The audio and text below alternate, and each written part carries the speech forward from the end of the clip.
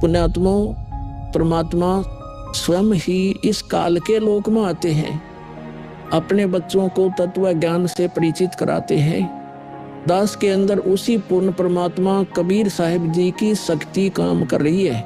आप सभी पुण्यात्माओं को काल के जाल से निकालने के लिए परमात्मा इस पृथ्वी लोक में फाल्गुन शुक्ल पक्ष एकम विक्रमी संवत 2053 9 मार्च 1997 रविवार के दिन आए और सार नाम व सार शब्द खुलकर देने का आदेश दिया, जिससे आप सभी का मोक्ष हो सके।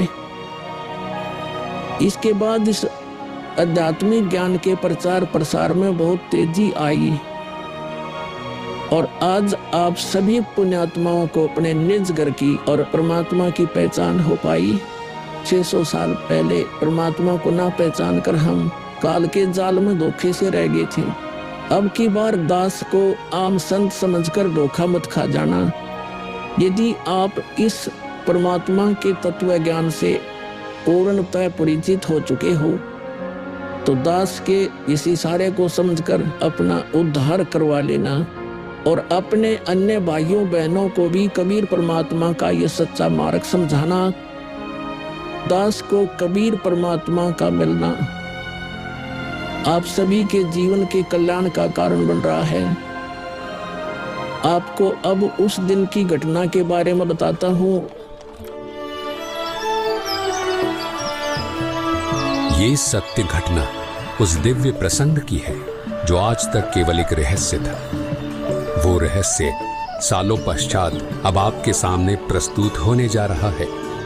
संत रामपाल जी महाराज जी के जीवन का वो महत्वपूर्ण दिन जिसके विषय में उन्होंने आज तक भक्त समाज के समक्ष केवल सांकेतिक और आंशिक वर्णन किया था, अब उनकी आज्ञा से वो दिव्य प्रसंग विस्तार से प्रस्तुत हो रहा है। ये प्रसंग उस दिन का है जिस दिन संत रामपाल जी महाराज जी को कबीर परमेश्वर जी स्वयं इस धरातल पर आकर मिले थे।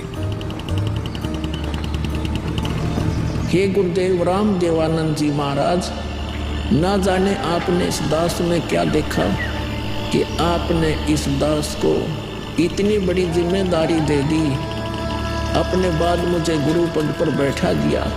ये दास अपनी आखिरी सांस तक आपके द्वारा दिया गया जगत कल्याण के मार्ग और मोक्ष के कार्यों को पूरा करने के लिए समर्पित रहेगा। परमात्मा का सत्य ज्ञान और सच्चा मंत्र हर